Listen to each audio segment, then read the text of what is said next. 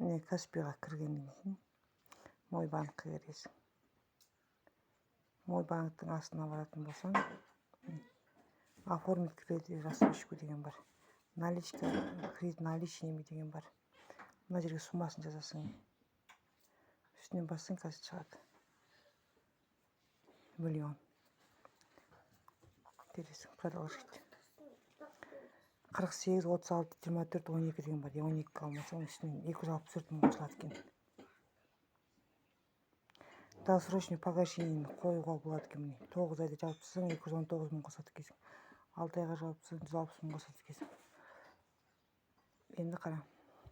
12 айға алсаң 264 мың қосасың, 24 айға алсаң 537 мың қосасың. Сен бір жылға ғана алған тиімді болып тұр, бірақ айына 105 мың құяды екенсің.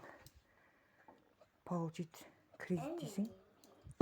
Енді шығатын болса астына продолжить кредитім наличными дегенді басасың. Oldu.